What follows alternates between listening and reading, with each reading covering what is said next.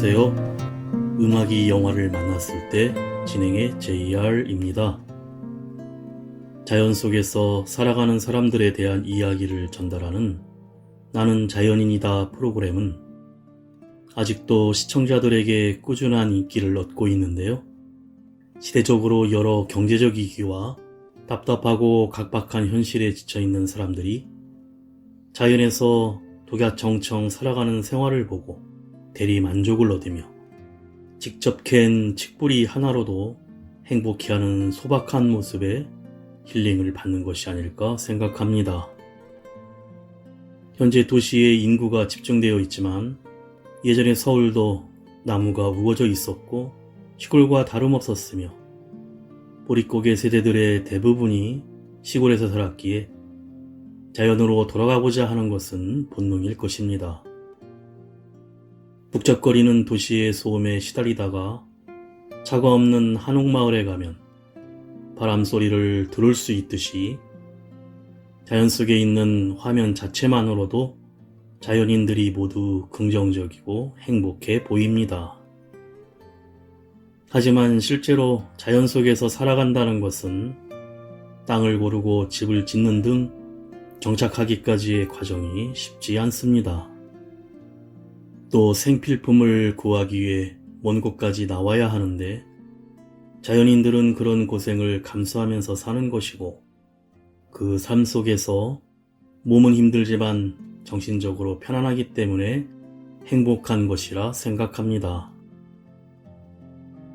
그리고 자급자족으로 해결하기에 항상 부지런해서 새벽에 일어나 산으로 들러 나가 필요한 것들을 구하고 산속에서 혼자 살아가는 것에 대한 외로움에 반려동물과 함께하며 쉬고 싶을 때 쉬는 여유가 있어 시계를 절대 보지 않는데 항상 쫓기며 사는 현대인과 달리 시간을 내 마음대로 쓸 수 있는 것, 이것이 바로 행복이 아닌가 생각합니다.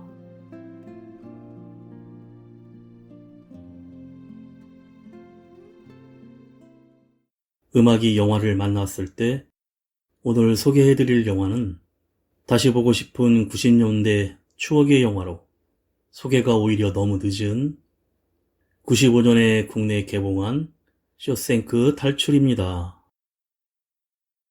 총막 맞는 은행 부지점장인 앤디는 아내와 그 애인을 살해한 혐의로 종신형을 선고받고 쇼생크 교도소에 수감이 됩니다. 강력 범죄자들이 수감된 이곳에서 재소자들은 짐승 같은 취급을 당하고 혹시 간수에게 잘못 보였다가는 개죽음을 당하기 일쑤입니다.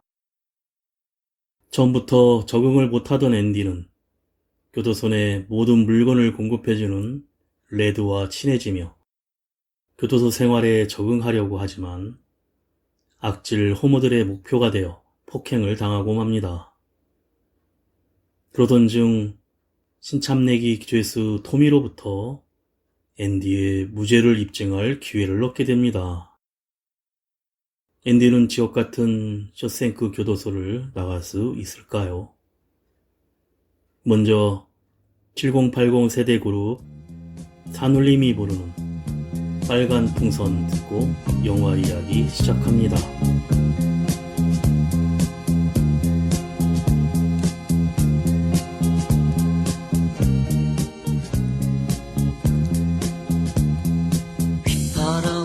울지마, 그건 너무 쓸쓸해. 촛불을 끄지마, 어두운 건 싫어. 너와 나는 빨간 풍선 하늘 높이 날아. 가슴 깊이 묻어도 너의 슬픔을 난 휘바람을 불지마, 그건 너무 정다워. 촛불을 끄지마, 어두운 건 싫어.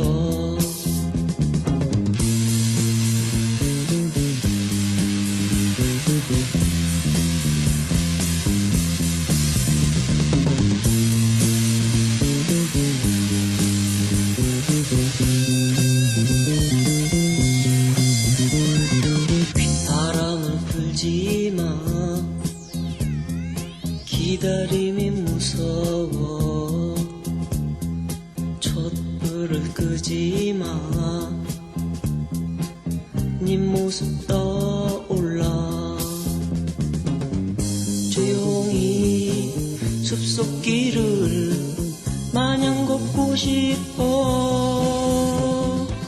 아무 말도 하지마 가슴 속 눈물이 나 휘파람은 불지마 이 조용한 밤에는 촛불을 끄지마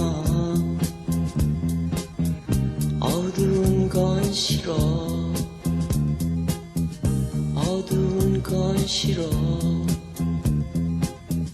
어두운 건 싫어 라디오에서 감미로운 재즈 음악이 흐르는 차 안에서 주인공 앤디 듀프레인이 술을 마시고 총을 꺼내며 영화가 시작됩니다. 은행 부지점장으로 일하며 승승장구하던 와중에 아내와 골프 코치인 그녀의 정부를 살해했다는 죄목으로 법정에서 종신형을 선고받고 메인주 주립교도소 쇼생크에 수감되게 됩니다.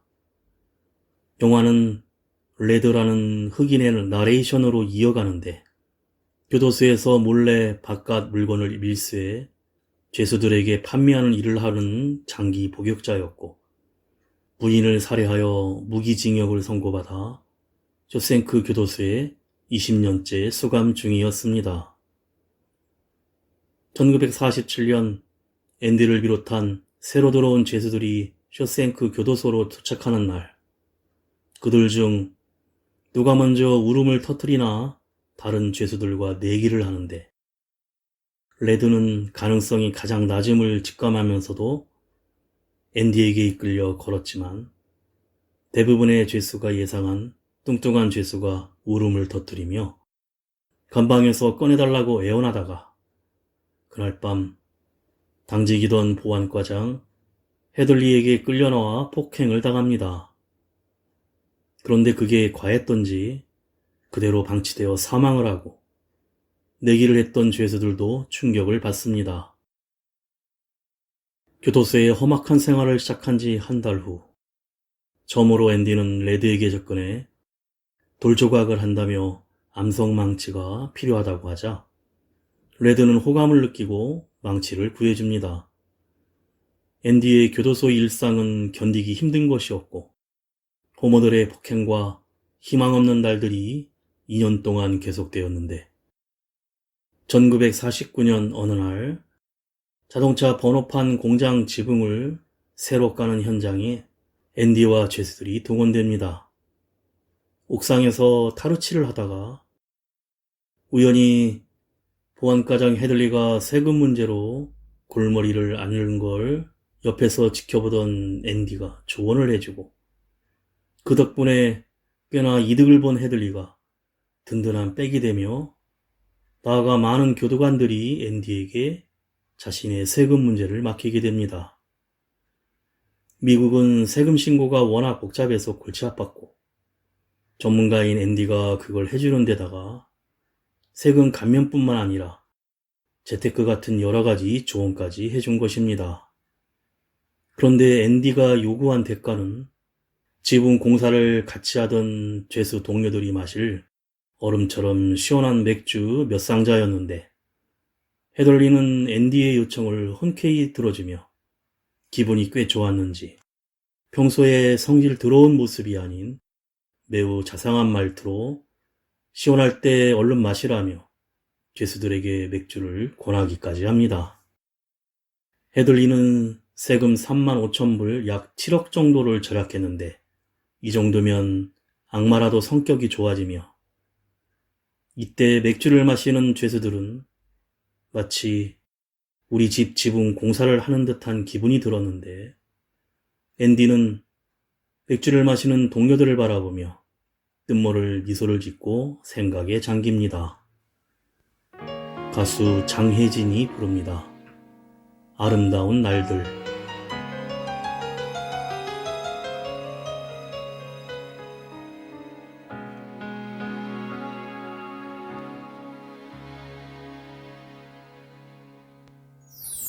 미안한 맘 들고 나섰지. 널 다 그저워는 것 가졌을 때는 그땐 그게 사랑이라 믿고 싶었지. 지금도 난 그런 걸 안 믿고 싶은 걸. 그렇게 한참이나 지냈지. 날 감싸주던 네 모습 따뜻했지. 가끔은 나처럼 그댈 떠올리는지. 너에게 보채기만 했던 내 모습을 많이 좋아했던 날, 너무 철이 없던 날, 아무 말도 없이 지켜주던 너. 많이 보고 싶겠지. 나 살아가는 모든 날 매일 나는 너를 찾아가겠지. 미안하단 말도 못했지. 난 태연히 또 널 보며 웃었었지. 그렇게 쉽게 널 떠날 수 있을 거라 나조차 알지 못했지. 바보처럼 많이 좋아했던 날, 너무 철이 없던 날, 아무 말도 없이 지켜주던 너. 많이 보고 싶겠지. 나 살아가는 모든 날 매일 나는 너를 찾아가겠지. 다른 사람 만나 행복할 수 있기. 내게서 받은 상처 아물기를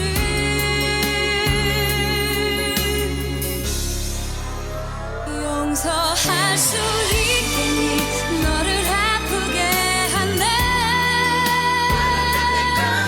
그냥 꾸밈 없이 말해주겠니.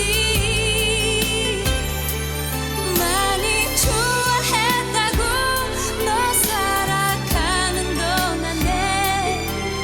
가끔씩은 나를 떠올린다고. 좋아했던 날, 너무 철이 없던 날,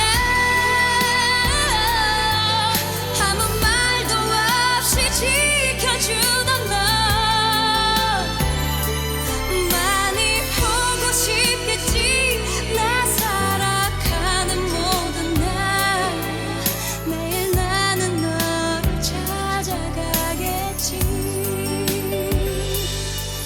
매일 나는 너를 꿈꿔가겠지.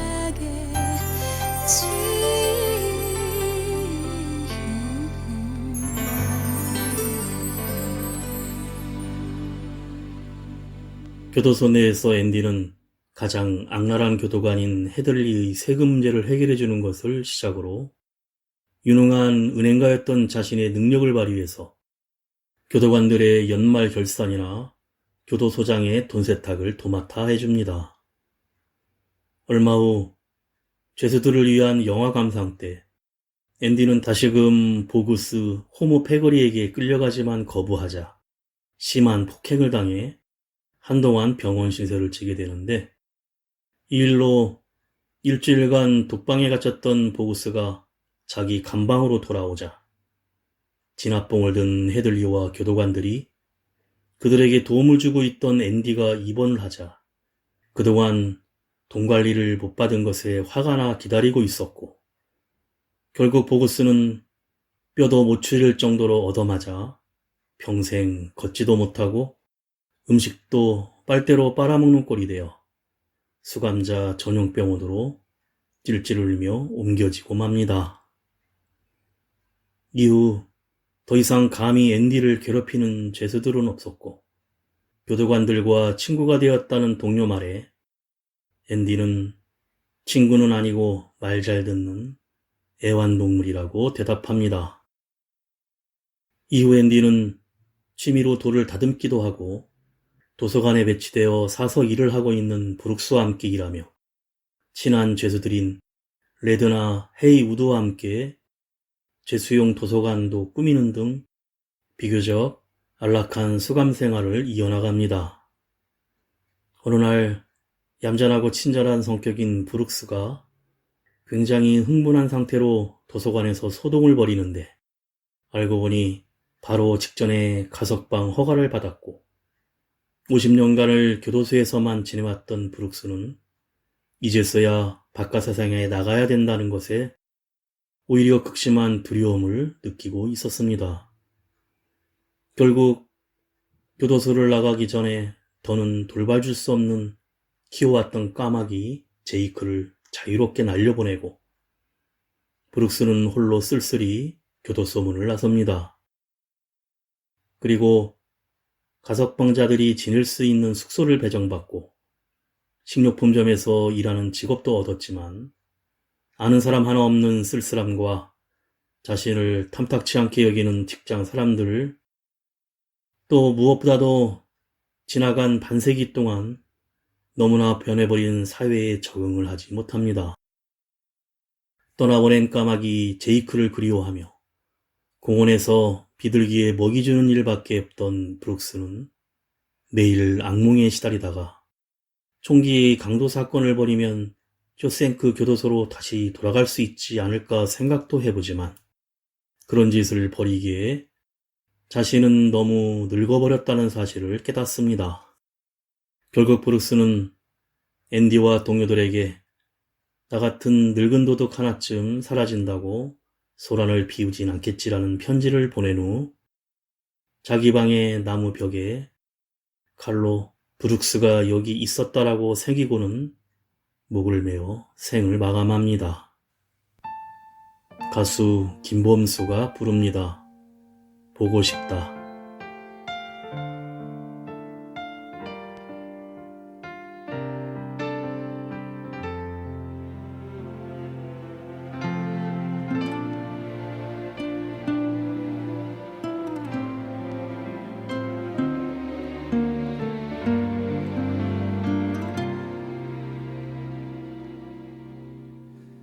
아무리 기다려도 난 못 가 바보처럼 울고 있는 너의 곁에 상처만 주는 나를 왜 모르고 기다리니 떠나가란 말이야. 보고 싶다 보고 싶다 이런 내가 미워질 만큼 울고 싶다. 내게 무릎 꿇고 모두 없던 일이 될 수 있다면 미칠 듯 사랑했던 기억이 추억들이 너를 찾고 있지만 더 이상 사랑이란 변명에 너를 가둘 수 없어.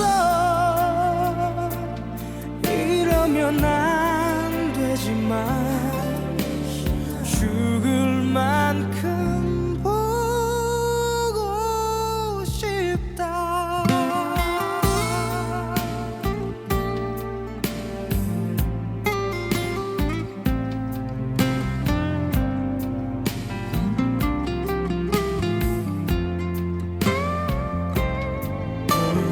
보고 싶다 보고 싶다 이런 내가 미워질 만큼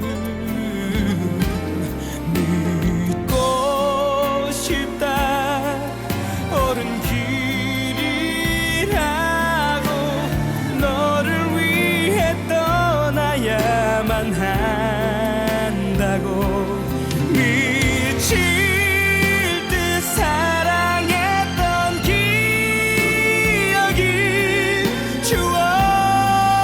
추억들이 너를 찾고 있지만 더 이상 사랑이란 변명에 너를 가둘 수 없어. 이러면 안 되지만 죽을 만큼 보고 싶다.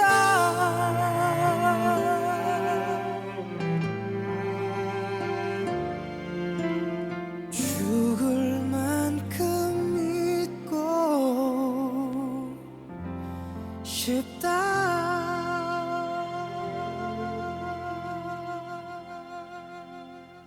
앤디가 수감 생활을 한 지도 19년째. 앤디는 주 정부에 계속 민원을 넣어 비극적인 최후를 맞이한 선배 수감자 브룩스를 추모하는 브룩스 기념 도서관을 꾸미게 되어 사서도 겸직을 합니다. 책들이 들어오는 날 같이 보내온 오페라 피가로의 결혼 LP판을 발견하고는 앤디가 전 교도소의 스피커에 울려 퍼지게 하는 일이 발생합니다.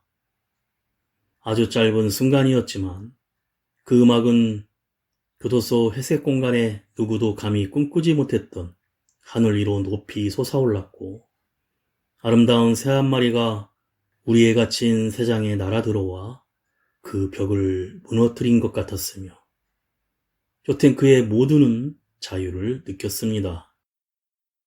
한편 노튼 교도소장은 죄수들을 무료 인력으로 사용할 수 있다는 점을 이용해 각종 인프라 건설 사업에 투입하여 관련 업자들에게 뇌물을 받으며 자신의 배를 불려나가는데 이렇게 들어오는 소장의 돈 세탁은 앤디의 담당이었고 이런 밀월 관계가 이어지면서 앤디는 소장에게 꼭 필요한 존재가 되었습니다. 그러던 어느 날 로큰롤을 좋아하는 젊은 양아치 죄수 토미가 절도죄로 징역 2년을 선고받아 새로운 수감자로 들어오는데 뺀질거리고 건방지지만 사교성이 좋은 토미는 금세 다른 죄수들과 친해지고 특히 앤디를 유난히 따르게 됩니다. 앤디는 고등학교 검정고시를 도와 토미가 새 삶을 살 수 있게 도와주는데 대화를 나누던 중 토미는 우연히 자신이 만났던 다른 감옥의 수감자에게 앤디의 부인과 정부를 살해한 진범이 있었다는 사실을 전해 듣게 됩니다. 자신의 무죄를 입증할 수 있다고 생각한 앤디는 소장에게 자신의 결백을 밝혀달라고 부탁하지만 노튼 소장은 자신의 검은 뒷거래를 모두 알고 있는 데다가 너무도 유용한 앤디를 쉽게 놓아줄 생각이 없었고 자신에게서 벗어나려 하는 앤디를 오히려 괘씸죄로 독방에 한 달간 가두어 버립니다. 그 사이에 노튼 소장은 한밤에 유치장 밖으로 토미를 불러내어 앤디를 위해 증언할 수 있는지 물어보고는 해드리를 시켜 토미를 저격해 죽이고 탈옥을 시도하다 사살된 것으로 위장해버립니다. 그리고 안타까운 건 토미가 C+로 고등학교 검정고시에 합격했다는 사실입니다. 가수 박기영이 부릅니다. 안부.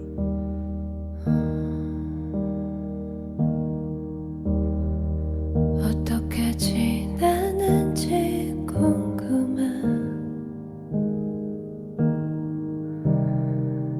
잘 지내냐고 묻고 싶은데 문득 네 얼굴이 떠오른 오늘 하루 종일 나도 모르게 너를 생각하고 가고 있어.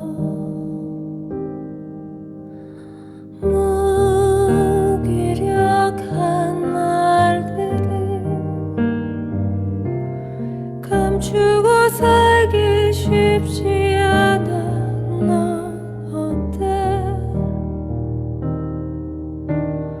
나 가만히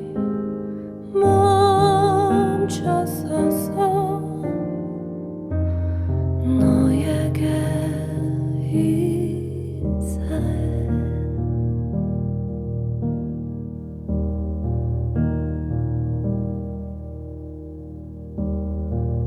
잘 지내겠지 항상 그랬듯 어디선가 웃고 있겠지. 근데 네 얼굴이 생각이 안 나. 하루 종일 나도 모르게 너를 떠올리고 있어.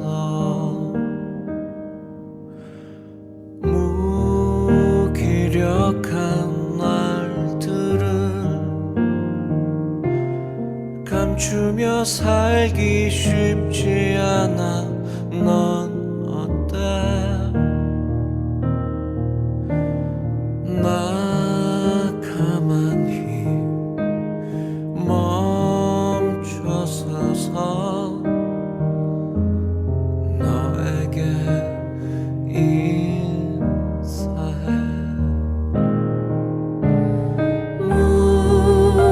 무기력한 날들을 감추고 살기 쉽지 않아. 넌 어때? 나 가만히 멈춰서서 너에게 인사해.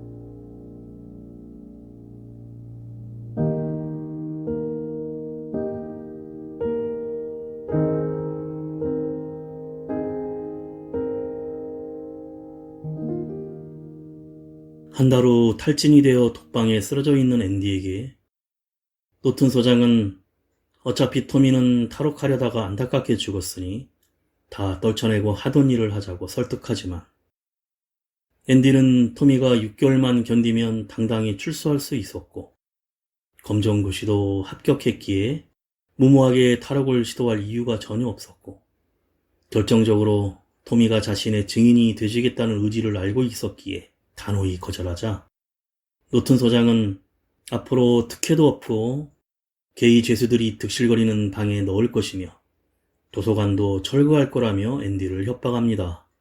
이어서 독방문은 다시 닫히고 어둠 속에 한 줄기 빛만이 좌절한 앤디의 얼굴 위로 비칩니다. 얼마 후 독방에서 나온 앤디는 삶에 의욕이 없는 듯한 모습으로 무기력하게 노튼 소장과 헤들리의 잔심부름이나 하며 한때는 유쾌하게 동료들과 생활하던 모습은 온데간데 찾을 수가 없었습니다. 어느 날 갑자기 앤디는 레디에게 혹시 쇼생크를 나가게 된다면 자신이 말한 어느 장소를 찾아가 달라고 부탁을 하고는 동료 제스 헤이우드에게 1.8m짜리 밧줄을 얻어갑니다. 이 얘기를 전해 들은 레드는 그날 밤이 쇼생크의 어느 날보다도 길게 느껴졌고 앤디가 극단적인 선택만은 하지 않기를 빌면서 잠이 듭니다. 다음날 아침 점호 시간에 앤디가 감방에서 나오지 않자 교도관이 직접 감방으로 달려가지만 동료들의 걱정처럼 앤디는 자살한 게 아니라 깜쪽같이 사라져 버렸습니다.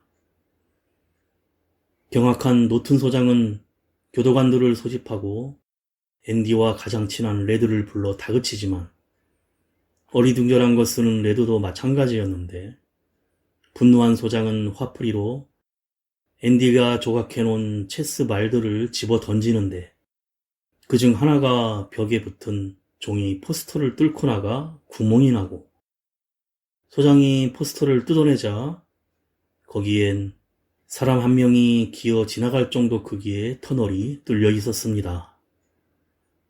사실 앤디는 자살이 아니라 탈옥을 마음먹은 것이었고 복역 기간 내내 조금씩 벽을 파나갔는데 원래 조각용 망치는 워낙에 작아서 벽을 뚫는다는 것은 불가능했지만 1940년대의 콘크리트는 단단하지 않아 잘 부서졌었고 레드에게 여자 배우의 포스터를 구해달라고 해서 구멍을 감추기 위한 용도로 붙여놨으며 성경책은 망치 모양으로 공간을 판에서 숨겨두고 있었던 것입니다. 그리고 벽을 파내어 나온 조각들은 구멍을 낸 바지 주머니에 넣어 여가 시간에 운동장에 버리고 탈출하는 날 밧줄로 소지품들을 방수 비닐 봉지에 넣어 묶어두었는데 노튼 소장이 세탁하라고 맡겼던 정장과 깨끗하게 닦아놓으라고 했던 구두, 각종 장부와 서류 그리고 자신이 감옥에 있는 동안 만들었던 체스 말과 체스판 등이 있었습니다. 그 상태로 구멍을 통해 하수관실로 들어간 앤디는 폭풍으로 인해 비와 천둥 소리가 크게 들리는 순간에 하수관을 돌로 내리쳐서 구멍을 뚫고 오물이 가득한 약 450m의 길이의 하수구 파이프를 탈출하여 결국 자유의 몸이 되는데 오물이 가득한 하수구를 지나 하천으로 나와 비를 맞으면서 성공의 기쁨에 양팔을 지켜 세우고 하늘을 향해 포효를 합니다. 그룹 산울림이 부릅니다. 둘이서. 시계수를 멈추고 커튼을 내려요. 화병 속에 밤물러 새장엔 봄날을 온갖 것 모두 다 방 안에 가득히 그리고 둘이서 이렇게 둘이서 부드러운 당신 손이 어깨에 따뜻할 때 옛 얘기처럼 쌓여진 뽀얀 먼지 위로 은은히 퍼지는 기타 소리 들리면 귓가엔 가늘한 당신 숨소리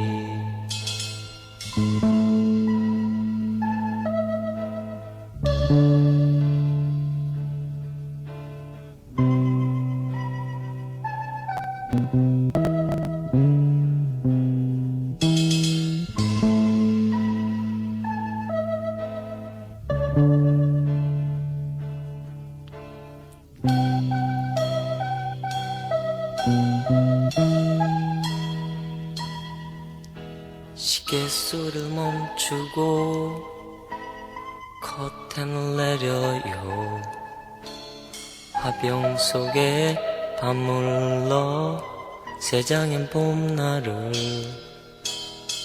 온갖 것 모두 다 방 안에 가득히 그리고 둘이서 이렇게 둘이서 부드러운 당신 손이 어깨에 따뜻할 때 옛 얘기처럼 쌓여진 뽀얀 먼지 위로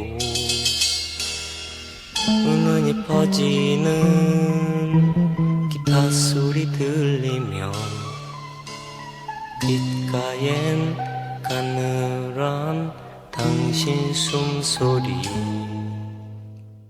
뒤늦게 교도관들과 지역 경찰이 앤디의 탈출 경로를 추적하지만 앤디가 있던 장소에는 탈출 때 입던 죄수복과 비누, 그가 벽을 파낼 때 쓰던 다 다른 조각 망치가 전부였습니다. 앤디는 노튼에 정장을 갖춰 있고 검은 돈을 세탁하기 위해 자신이 만들어둔 가상인물인 랜덜 스티븐스 신분증으로 노튼 소장이 온갖 비리로 계좌에 차곡차곡 모아둔 37만 달러, 약 80억 원의 비자금을 전부 인출해버립니다. 그리고 포틀랜드 지역 신문사에 노튼의 비자금을 관리하던 회계장부와 쇼생크 내의 살인과 폭력에 대해 폭로하는 내용의 편지를 보내고 레드에게도 엽서를 한 장 보낸 뒤 버스를 타고 국경을 넘어 잠적해버립니다.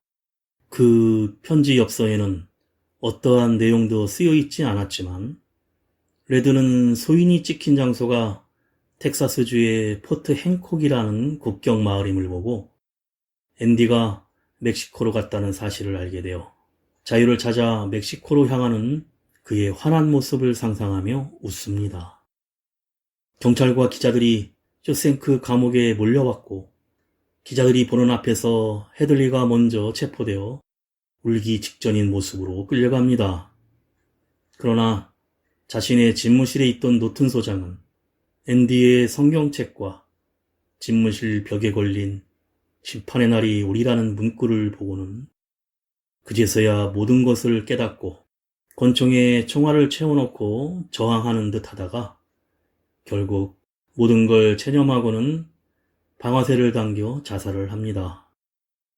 앤디가 탈옥한 거짓말 같은 무용담에 교도소가 들썩거리지만 통쾌함과 기쁨도 잠시, 다시금 죄수 생활의 현실로 돌아온 레드는 절친이 떠난 허전함과 쓸쓸함을 느낍니다. 그리고 다시금 레드는 가석방 심사를 받는데 이전에는 새 사람이 되었다고 어필하던 것과는 달리 자신이 이곳에 오게 된 계기와 항상 젊었을 때 저지른 죄를 후회하고 반성하지만 이제 그 못난 젊은이는 가고 늙은이만 남았다면서 가석방을 해주든 말든 관심 없다고 하자 심사원들은 그런 레드의 모습에 심사를 통과시킵니다.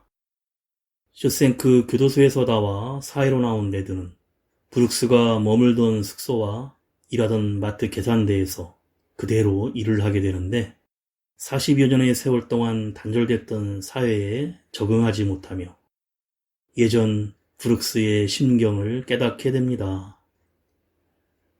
가수 이문세와 아이유가 부릅니다. 옛사람.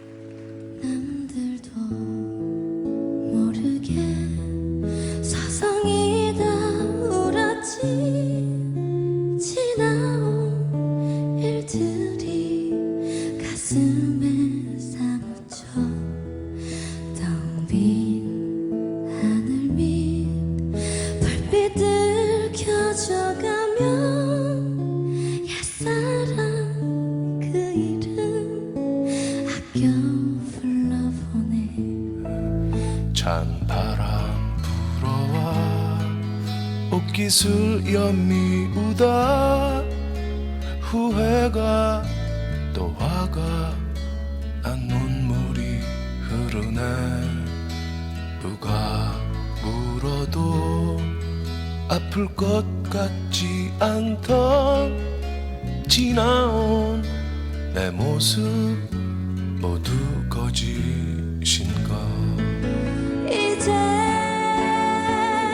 그리운 것은 그리운 대로 내 맘에 둘 거야. 그때 생각이 나면 생각난 대로 내버려 두듯이. 있는 날이면 들판에 서성이 다 옛사람 생각에 그 길 찾아가지. 광화문 거리 신눈에 덮여가는 가고 하얀 눈 하늘 높이 자꾸 올라가네.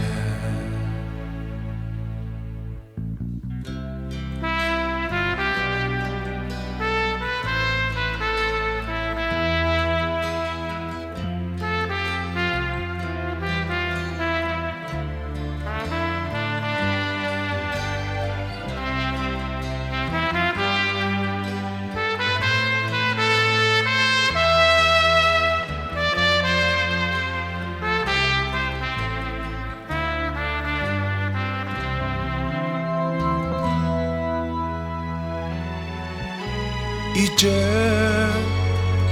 그리운 것은 그리운 대로 내 맘에 둘 거야. 그대 생각이 나면 생각난 대로 내버려 두듯이 사랑이란 게 지겨울 때가 있지. 내 맘에 고독이 너무 흘러 넘쳐. 눈 녹은 봄날 푸르른 잎새 위엔 옛사랑 그대 모습 영원 속에 있네.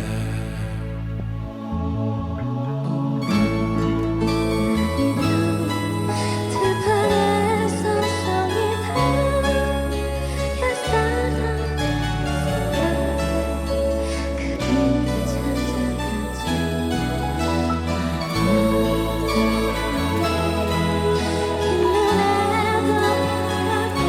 그림을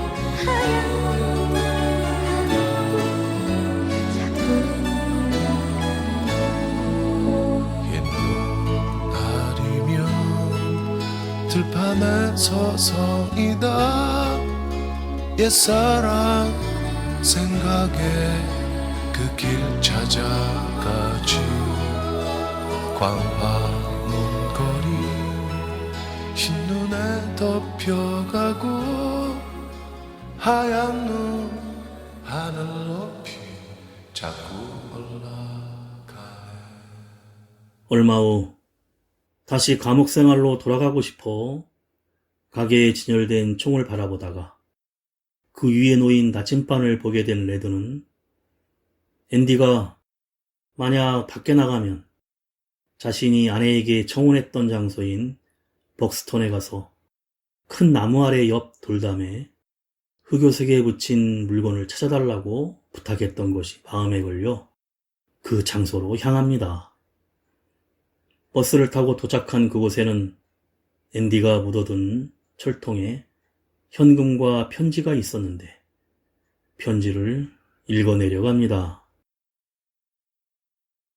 레드에게 당신이 이걸 읽는다면 출소했다는 뜻이고 여기까지 왔다면 좀 더 멀리 갈 수도 있겠죠. 그 마을 이름 기억하죠? 내 사업을 도와줄 좋은 친구가 필요해요. 제습판 준비하고 당신을 기다릴게요. 기억하세요, 레드. 희망은 좋은 겁니다. 가장 좋은 것일지도 몰라요. 좋은 것은 절대 사라지지 않아요. 이 편지가 당신을 발견하길 빌고 그리고 건강하길 바랍니다.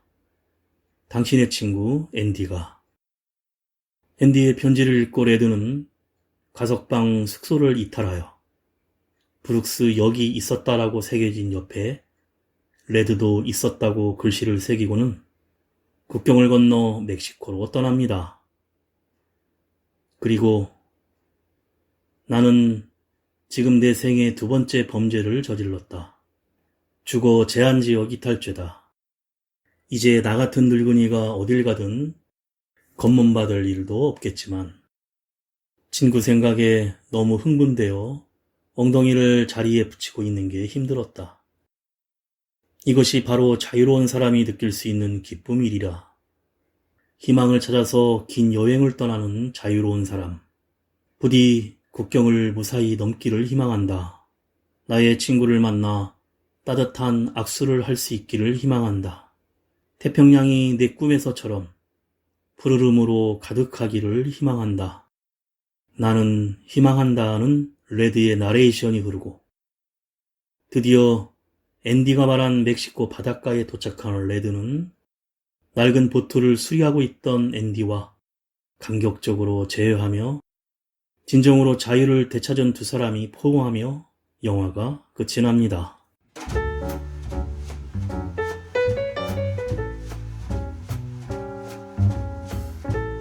영화에서 가석방된 레드는 이전에 자살을 선택하고 말았던 브룩스와 같은 숙소, 같은 직업, 그리고 부적응까지 같았지만 마지막 선택은 달랐습니다. 이미 앤디로부터 자유에 대해서 배우고 익혔기에 쇼생크를 벗어난 레드는 적응과 포기에서 자유와 희망으로의 탈출을 하며 용기를 냈고 마침내 눈부신 해변에 앤디를 찾아내고 앤디는 그를 웃음으로 맞이합니다. 앤디가 실현한 푸르른 파라다이스 해변은 육지와 바다가 만나는 곳으로 앤디가 자유의 염원은 여기서 끝나지 않고 더 넓은 곳으로 향하고 있다는 것을 보여주는 듯 바다로 나가기 위한 배를 손질하고 있습니다. 앤디가 레드에게 가르쳐준 것은 희망이었고 희망하기에 서투른 우리들 안에 있는 브룩스처럼 적응해버린 두려움을 지워내고 이젠 희망을 희망하는 꿈꾸는 사람들이 되어야 합니다. 앤디가 레드에게 가르쳐준 것은 희망이었고 그 희망의 긴 여행을 떠날 수 있는 자유로운 사람인 태평양이 꿈속처럼 푸르르기를 희망하는 레드의 꿈이 비로소 이루어졌을 것입니다.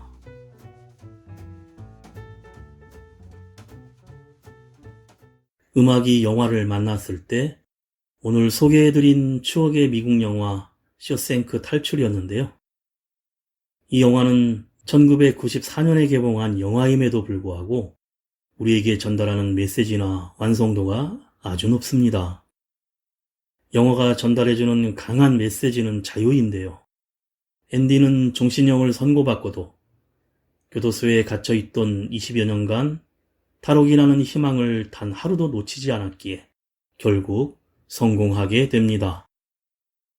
희망을 잃지 않는 삶이 곧 희망찬 삶이라는 것을 말하고 있는데 앤디가 교도소 안에 피가로의 결혼 오페라를 트는 장면과 옥상에서 죄수들과 맥주를 마시는 장면 그리고 익숙함에서 벗어나 자유를 갈망하는 레드가 다시 앤디를 만나는 장면 등에서 두려운 익숙함에 안주해 있지 않는 자유의지를 보여줍니다.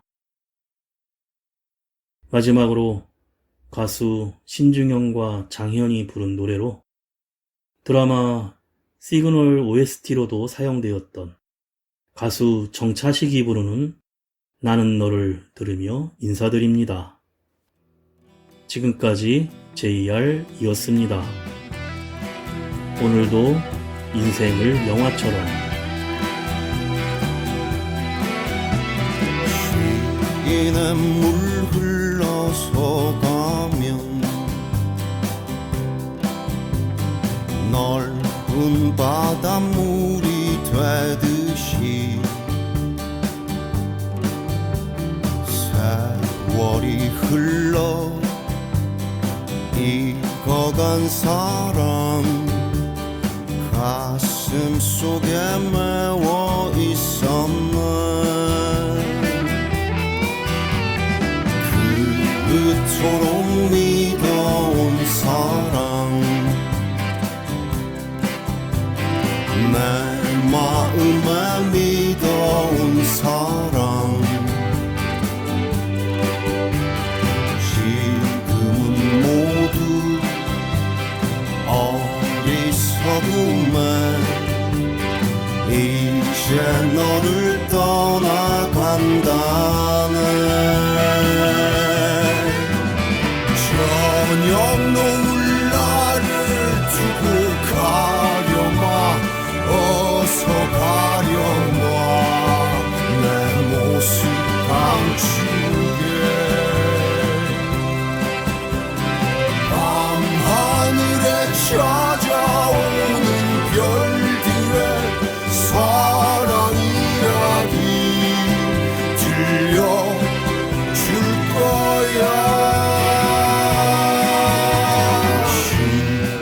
샘물 흘러서 가면 내 사랑 찾아오겠지. 모두 다 잊고 떠나가야지.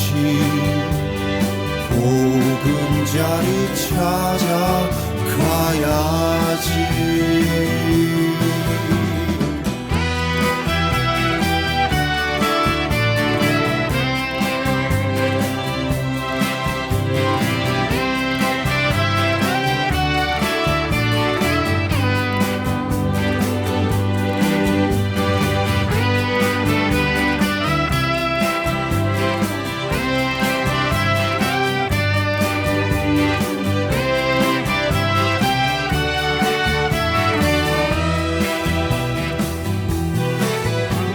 저녁 노을 나를 두고 가려마. 어서 가려마. 내 모습 감추게. 밤하늘에 찾아오는 별들의 사랑 이야기 들려줄 거야. 세월이 흘러서 가면 내 사랑 찾아오겠지. 모두 다 잊고 떠나가야지. 보금자리 찾아가야지.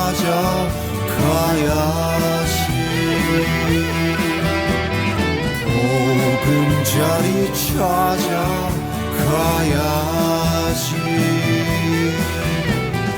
보금자리 찾아가야지.